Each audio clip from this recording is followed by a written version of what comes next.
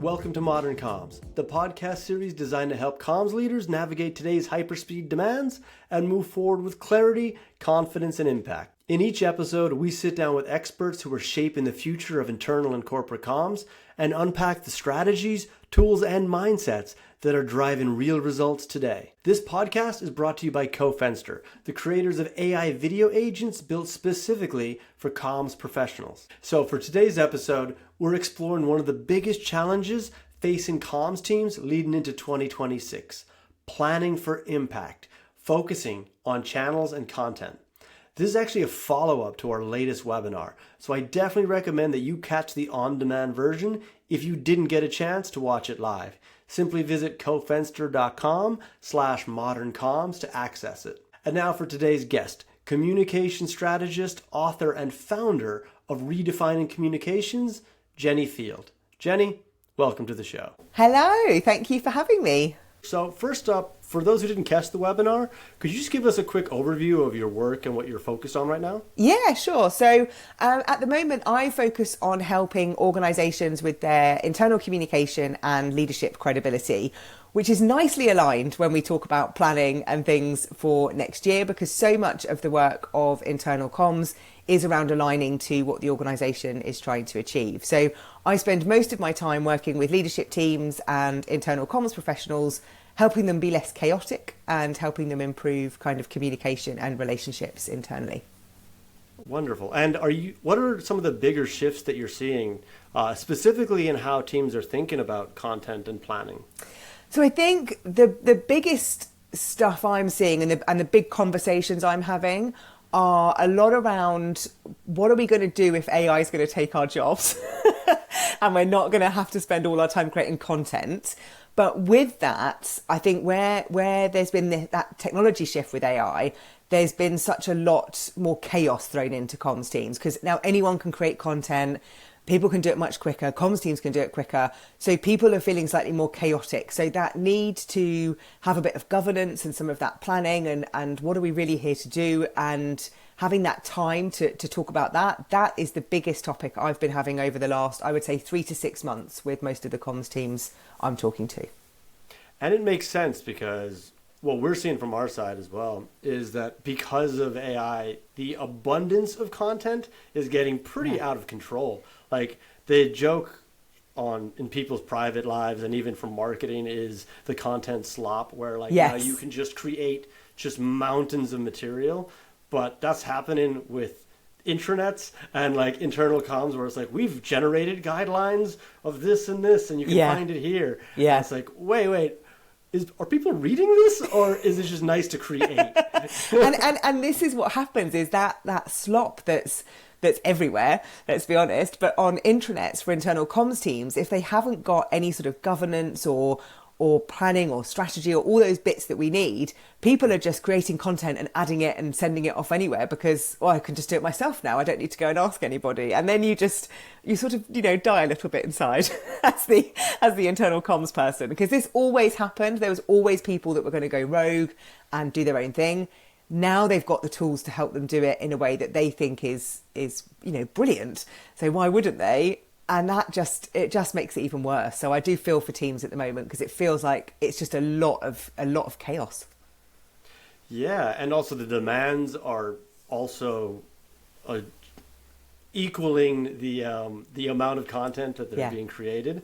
So from your side, do you have any kind of guidelines or best practices for how teams should approach planning for 2026, especially with the topic of the content itself and then the channels and how they distribute it? Yeah, so if you're looking at content and channels, I think the way I'd always break it down for teams is you might have a content strategy, a channel matrix, and then your kind of projects that you'd be working on as a comms team. If you're looking at your sort of planning and everything for next year, your content has to be aligned to the organisational plan. So if you've got 5 strategic pillars, one of those pillars might be to increase your footprint in a certain market. So one of your strategic pillars might be we need to grow in the UK. then what content are you sharing? What's the work that's going on to achieve that strategic pillar? And what's the content then that you need to share about that? So that's your content piece.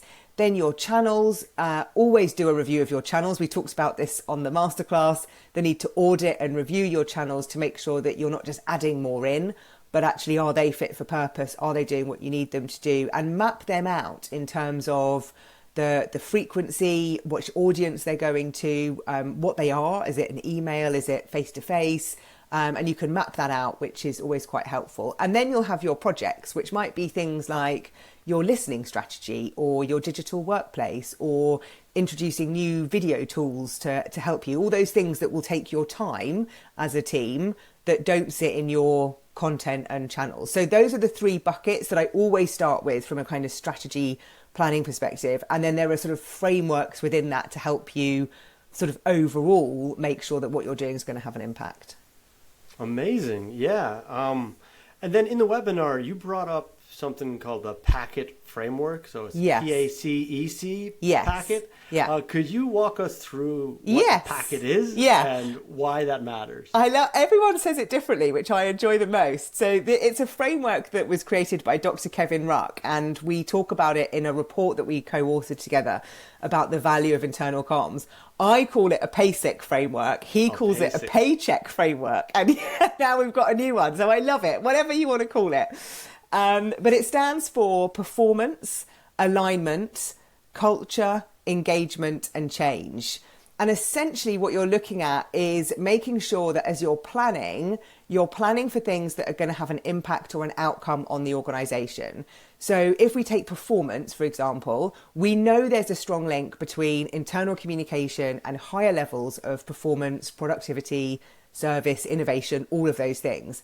So if you're planning your internal comm strategy, your content, your team structure, whatever it is, and you're linking that into performance, then you're able to measure the impact. So because we communicated more about this, this, and this, which is linked to organisational performance, we can see the impact overall and the part that we play. Much the same for alignment. So internal communication is an enabler of alignment. So this is things like the organisational purpose, the vision, getting everybody sort of going in the same direction. That's an outcome of good internal communication. The alignment of every employee, that is an outcome. So that's what we're also aiming for. What could you be doing to help people feel that connection to the purpose, the vision, the strategy? The next one is culture. I always say that culture is the tangible, that internal communication is the tangible representation of culture.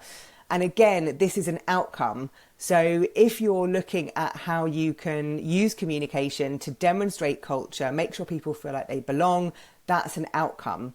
And then we've got engagement, and then we've got change. So as long as you're linking your activity to those different areas, you'll be able to talk about how you're having an impact that's an impact, or how you're having an impact that's an outcome.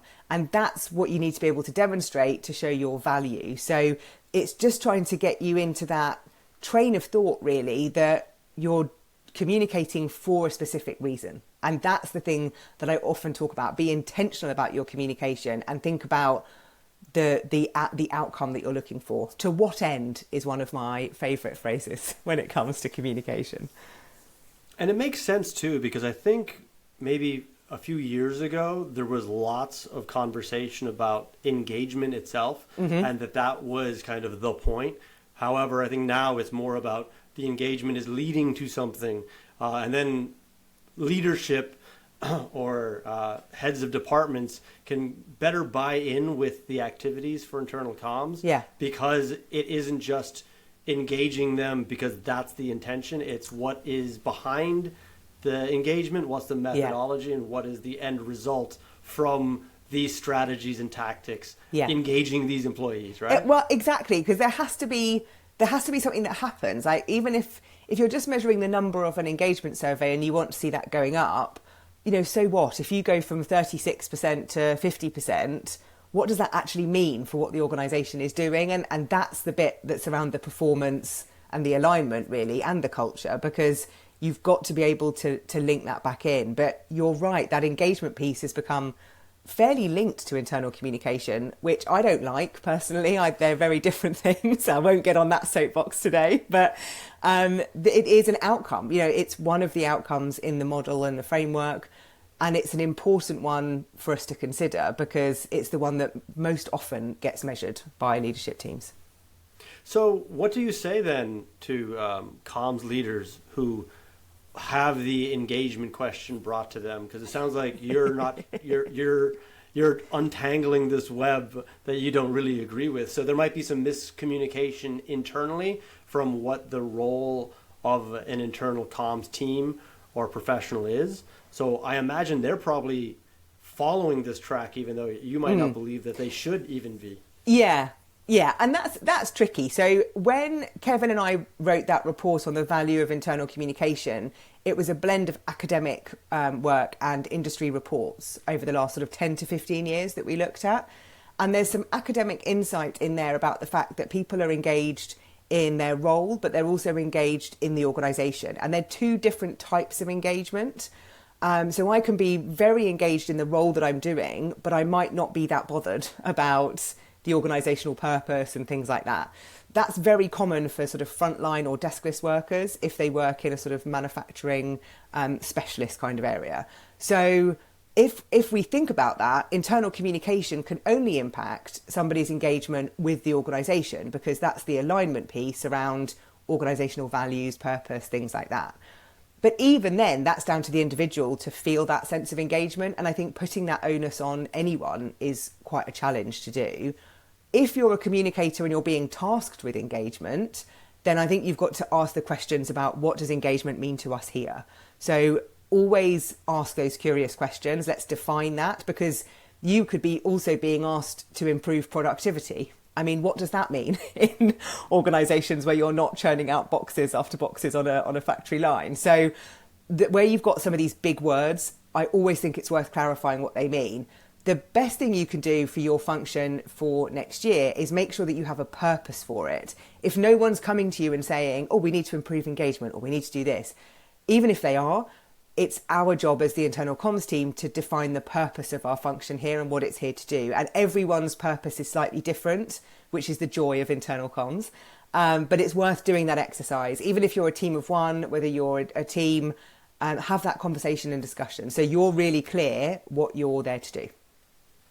Yeah, it's true. Like I always think that company success in general comes down to communication and transparency. It's pretty much always those two aspects of it. Because I can imagine there's scenarios where if you don't define it, then people in different departments, different leadership teams, they all have similar but slightly different ideas of what these things are that they're trying to define. Yeah. So it's important to just go, hey, hang on, this is what we're saying it is, so that we all know what our intentions are. Because a lot of times it's like, oh, I thought the engagement was this. Oh, I thought the productivity was the end point. So whoever's in charge of that is going to fail in somebody's eyes. Yeah, yeah. And you're right. That similar but different is such a dangerous place to be, because you can, be saying all the same things, but have a very different interpretation of what that actually means as an impact or an outcome. So being really clear about it is so important. Similar but different. It's, bang on. Yeah, I feel like sometimes we have that in marketing. So like we'll have a marketing team and we all have our responsibilities. And what I like to do is define those responsibilities. Now you should all help each other, but if you know what is expected of you, then there's less tasks and objectives fall through the cracks. Because a lot of times we think somebody else is in charge of that. Oh, I thought you were in charge of that. Yeah. And you're like, so did nobody do that? That's why I just like to define, like, look, I'll help you when you need it. But technically, this is where the borders of my role start and end. Of course, collaborate as much as possible, because it is a shared teamwork in the end of the day. Yeah. So when we look at communication, I think what we're also seeing is a modernization of how people are communicating. What we're looking at is people wanting a more modern way of communicating internally. And I think that's because of how we communicate or how we consume information in our private lives. So like what I've started seeing, especially with our clients, is like there's a growing movement to mirror how people communicate and consume the information outside of work. This is quick updates, short form content, bite-sized video. What's your take on this shift? And are you seeing that too from the expectations of employees in a company? Yeah, as you were talking then, it was reminding me about how long I've been in this industry and how many years ago I wrote a white paper on sort of social media and the impact on internal comms, which is going back, God, probably about 15 years, and how there was this expectation of that shift to really come into the workplace. And Yammer was born, which is no longer Yammer, it's Viva Engage, and that was born to mimic Twitter, which is now X. And I think organisations struggle quite a lot with making that shift. And I think the difference now, if I think about the technology and what's happening, is the different kinds of organisations that exist today that existed maybe 15 years ago. We've got very different technology-based organisations that I think are much more open to doing things differently and not staying confined to the 90-minute town hall that you have to do every month, and certainly maybe doing that, but doing it in a way that is more interesting and creating, clips from it and shareable content that can be shared internally. I think we're starting to see that shift now. And I think we have to, because we talk a lot about different generations in the workplace, and generational theory is questionable. I did a paper on that a few years ago. And I say it's questionable because you can't blanket everybody to be exactly the same across the whole world based on that generation. But there is that technology impact in generations in terms of people that have just grown up always having their phone in their hand, whereas I'm lucky enough to remember a fax machine and when the internet arrived. So I think if you've got that, your expectation is so much higher. And whilst my expectation might be that high, I'm okay with things not being great because I've gone through the fax machine era, whereas that next generation just have very clear expectations of how they want to get content. And I think that has to be addressed. I completely agree. It's a big topic, and what I've also seen is pushback with some people internally in comms teams about like how frustrating it can be with Gen Zers, and they criticize them for, like, there's the tropes of lazy, poor attention spans, but honestly, you can look at this as an opportunity to modernize your approach, because they're coming in and they're questioning everything. And I think it's time that we do question everything. When they come in and go, wait, we're all sitting here for an hour? Yeah.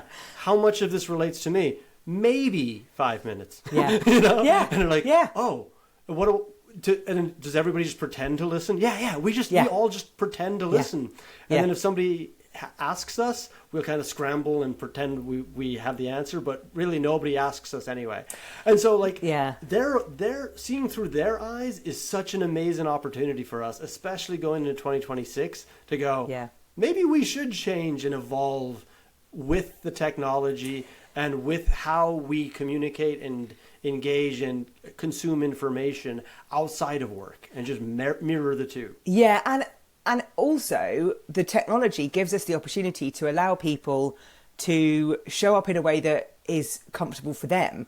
If I think back all those years ago to my fax machine era, we had printed magazines, and that was fine, but you're very heavily relying on people who can write and then people who can create that content that way. I still remember previous group teams, sort of group comms teams, telling me in the UK market that every single director had to blog. And I was like, Bob is not going to blog. Like, he's just not that guy. He's out on the streets with his team. But if I'd have been able to give him a phone and he'd been able to do a short video update, then he probably would have done that. But that technology wasn't there yet. So I think there's the benefit to the internal comms team of how can we do things differently to make it more engaging and make things shorter and more appealing. But there's also the benefit to the person that has to deliver those messages, that they have so many different options now that you have to pick one, but they've got at least, 5 or 6 different ways they could do it. And that, I think, is really exciting from a leadership perspective, because it allows people to be much more genuine and much more credible in that leadership position. Yeah, so from cofenster's perspective, like, we have AI video agents that are helping comms teams modernize their approach to communication. And what we're seeing isn't a replacement, it's just an alternative. So if you can still have your 45-minute all hands meeting, it's just what do you do with it afterward? Well, you can use Milo to cut it into segments and clips to like share and disperse with the relevant party. So they may have been there for 45 minutes, but to ensure they get the information they need, you can send them the clip that's relevant to them, and you can use AI video agents to do that for you, so you don't need video experience.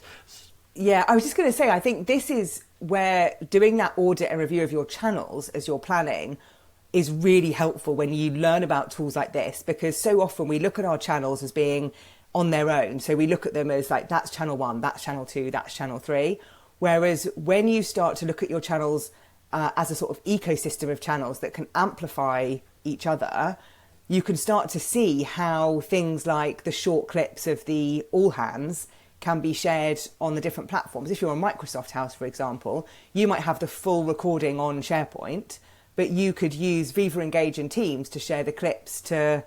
Do you know what I mean? It's like, how do I use my suite of channels as a whole ecosystem of channels to amplify and share and promote, rather than seeing them as being very distinct for different purposes and a bit separate. And I think that if you're not doing that already in comms, that's a real opportunity for 2026 to think of it more in that ecosystem way.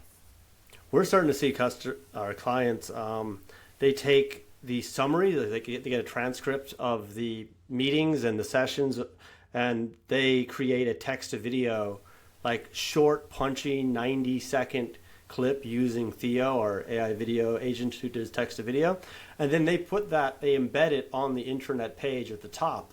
So it's like you can still have your notes, or you can still have your guidelines for a specific page, but you've just supplemented it with like the necessary need to knows in a sharper, dynamic, more modern way. Yeah. And that's the thing I'm really loving, because when we started out, I was like, oh, is it replacing it? And say, no, it's not, because you're still going to have some people who will take the time to read it. So it's a cross-generational approach to communication, where everybody can benefit from a shorter, more succinct statement, but they can still get the larger context. And if you're planning for 2026, it's taking that mindset of it's not one or the other, it's and. And it's also the technology that's evolved where it's not going to take me as a comms professional, hours of learning how to do. I mean, I've had to go and learn to code to do intranets in the past. And that's where, again, that evolution means that people can just quickly create stuff using tools like cofenster, because it means I don't have to learn how to do all the technical stuff. It's all kind of part and parcel of what you're buying from that service. And I think that for comms teams, that's always the bit that gets in the way. Like, we don't have very much budget, we don't have very much time, we don't have very many people in the team. There's reason after reason after reason. And I think all technology is helping take away some of those barriers for us. And I think it's exciting to see where our time can then be spent to then help the organisations achieve what they want to achieve. And also with the big fear of AI, at least when you look at some of these tools, you can then take ownership over them. So you're not being replaced by AI. You're just involving AI into your workflow, into your day-to-day, and you become a manager of that particular agent or AI assistant. That's one thing I really like about AI itself, even for marketing. It's like, no, I don't fear it replacing me. I just look at it going like, I'm going to master this new form so I can be more efficient and impactful, rather than go, oh, what if it does my job? It's like, well, then somebody has to do that, so you should do it, but also evolve with the technology. Totally. So if you're planning on maintaining exactly who you are, then potentially you won't be replaced by AI. You'll be replaced by somebody who knows how to use AI. Yeah. And that's the risk, isn't it? If I don't start to play with it and learn how to use it, then someone else is going to come along and be able to do it. So it has to be on that list of skills and development for next year, for sure. But then when we audit the channels themselves, are you noticing any formats or any channels that are overused or underused when it comes to internal messaging? I think we overuse digital channels, which I don't say lightly, but I think we have forgotten that we can get together in person. And I know there's more of a cost for that. And I know that sometimes that isn't possible with global workforces. But I think certainly in some places where it is possible to get everybody together, we are relying too much on digital written content and not enough on getting together in person, or not enough on kind of richer content. I think we're still in that written content mindset. So we'll do an intranet article for this and we'll create a page on SharePoint if you're a Microsoft house. You know, all of that's the default solution, I think, to a lot of stuff. I don't think we consider all the different ways we could be doing stuff. And I think face-to-face probably needs to come back a little bit just to help with the trust issues. That makes perfect sense. Yeah, I completely agree. And it's even nice, you know. I remember when weekly all hands, you were in the office with the team and a lot of you would get together if you were in the building. But a lot of that has turned into remote work. And so even just feeling connected, feeling like a culture in a company will actually come back with a bit more of the face-to-face engagement too. It's that richness that you need to think about. And I was having this conversation with a client the other day where she was saying to me, head of internal comms, and there's lots of change going on as there is everywhere. She said, I'm struggling to sort of figure out my that sort of guiding star. And I said to her, it's all about trust. That's what we're building, rebuilding. So everything has to come down to that. And just, I could see that sort of real light bulb moment of, right, okay, so I need to make sure that that's what we're trying to achieve. So we need to, so we did things like we reduced the slides in the all hands. So there were no slides, in fact, in one of the sessions, just so that it was just a real conversation and people talking to each other. And it's things like that of, how can you really think about what is that big outcome we're looking for, and how can our channels help us achieve that? And I think if you can think like that and you can make space for that, then it becomes so much more powerful in terms of that performance impact that you want to measure. I love it. Oh my goodness. A lot of times I end up from a marketing side. I come in and to leadership and go, we've got to do something with these slides. No one's listening. They're just completely fatigued. And I want you to get your message across. Yeah. Like, marketing isn't pre-sales. This is the thing I have to tell sales a lot. Like, marketing is communicating the value we bring to potential customers. Mm-hmm. And so what we're having a problem with internally is you think your message is landing because you said it, but I don't think anybody heard it. And so what's the point in saying it, which is so important. So I completely agree with that. And in fact, I've started seeing that people are experimenting with evolving the, let's say, leadership update into a podcast format where somebody talks to them. It's question and answers, conversational. And like that point, again, it's what we watch outside of work. Yeah. And then you start taking that approach into a conversation. Yeah.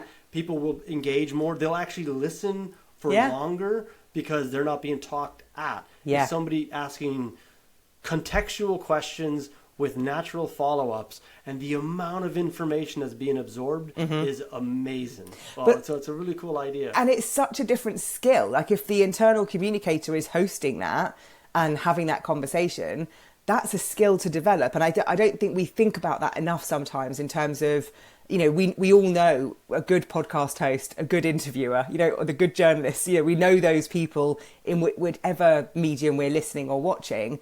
That has to be a skill that internal comms teams need to develop, because if that's going to come in terms of podcasts or little clips or interviews, it's not something that everybody can maybe naturally do. And I think we have to invest in some of these sort of different sideways skills for comms to help us bring this content to life in video and podcast and different formats that, again, isn't that default to, I'm just going to write something on the internet, where we're very comfortable. It's a very different skill. Yes, and even like for myself personally, if people can't tell, I'm quite talkative, I'm quite outgoing. So the idea of me being the interviewer was a challenge. I was like, I have to train myself to not leap in to every single point and go, let me give you my 2 cents.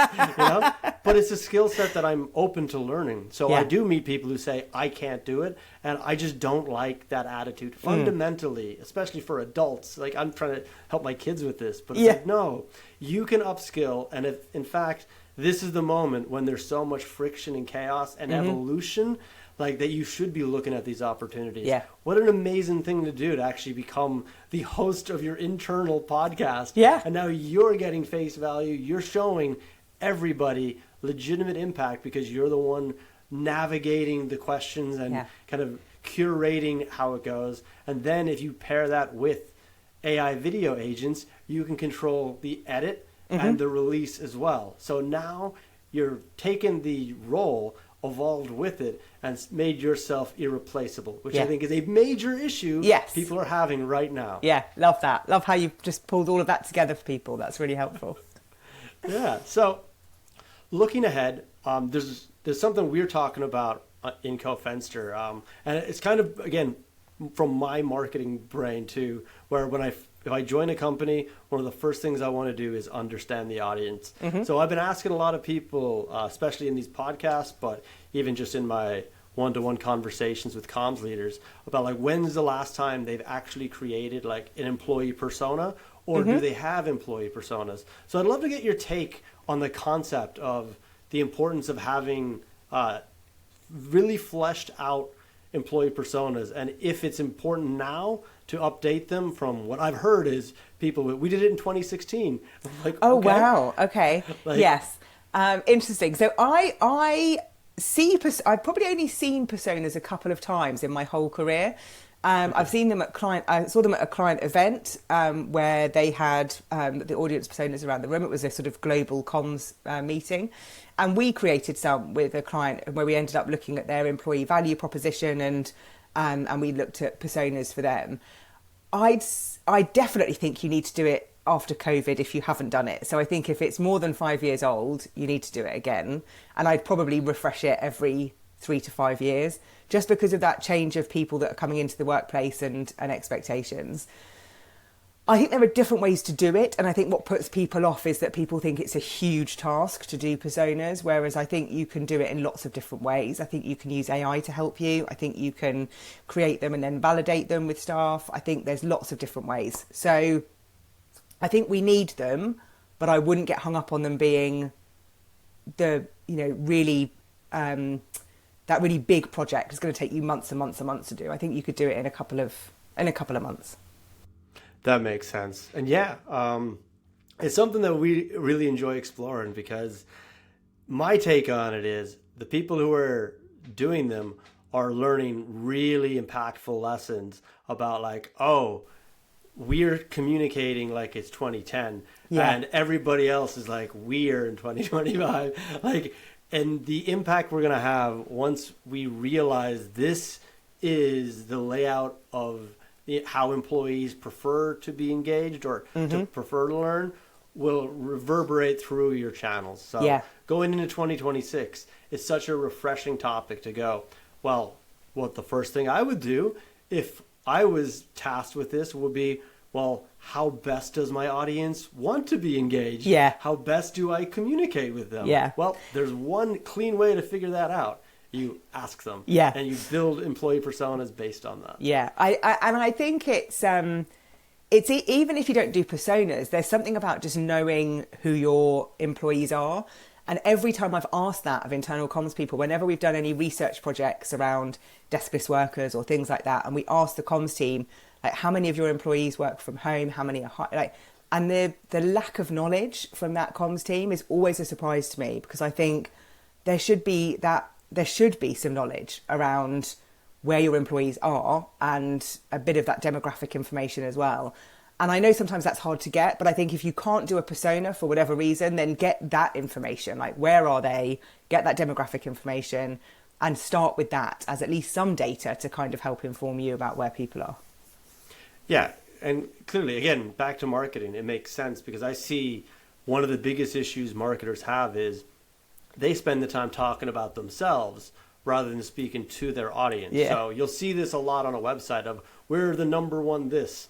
And it's like, that message, for the audience watching, that makes them go, well, good for you. Yeah. You know, like, yeah. you're the Well number done. one. Good for you. So that's why it's like, you need to communicate about the person who's reading it. They need to be the protagonist of the message. Yeah. And so for comms teams in 2026, it's important to understand your audience, because they should be the protagonist of your message. So it isn't, this is information we want to send, this is information you need to know. And it does seem similar, but it's, like we said before, it's similar but different.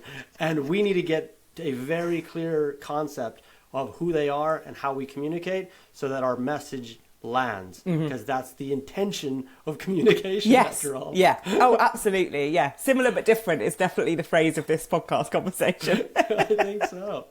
All right. So let's say someone's planning for 2026, and there's just one thing that they really need to ensure they prioritize. What do you think that should be? Of course, we know that there's a lot of other things, but to distill it into like one thing that maybe doesn't get enough attention, what should be like first and foremost on their agenda? So just for planning, I think the first thing that should be on their agenda for planning for next year would be a bit of an audit. I think that's where you've got to, I think you've got to know where you are. And I think that it's easy to just go straight into what are the plans for next year, but I think you've got to have some understanding of where things are now. And again, it doesn't, I say audit and people all think, oh, that's going to take ages. You can do it in a couple of weeks. It doesn't, you doesn't have to be a 6-month program. You can do things quite quickly. And I think spending some time to see where you are, to plan next year, to then measure your achievement is the big thing. I think we don't spend enough time thinking about what does success look like and how are we going to measure that. And I think if you don't know where you are, it makes that task very difficult.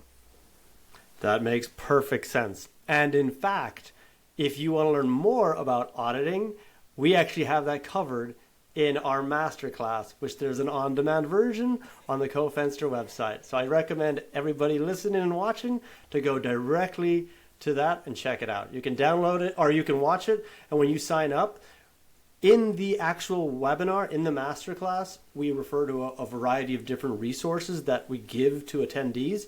And I have it set that if you sign up, you're going to get the email with those free resources as well to help you plan 2026. So, Jenni, I think that's a wrap on today's episode. We could just keep going for ages, couldn't we? This is the problem when we get together. Well, I mean, in that masterclass, it ended up being a 45-minute Q&A. Yeah, I was like, I know. Wow, these questions keep coming. It turned into a second webinar. Oh, it was good fun, though. It was really good fun. That was amazing. Yeah. So that's a wrap on today's episode. Jenni, thank you so much for joining me today. It's been a really fun conversation and lots of really nice insights, especially as we launch straight into Q1. We're barreling towards it right now. And for everybody else listening, thank you so much for taking the time to join us today. If you want to hear more, I definitely recommend you check us out on Spotify, Apple, or YouTube, where YouTube will actually have the video version of this. So if you listened on a different platform, leap over to YouTube and you'll actually catch the episode there itself. All right. Everyone else, thank you so much. My name is Chris Brennan, and I'll catch you for another episode of Modern Comms. Take care.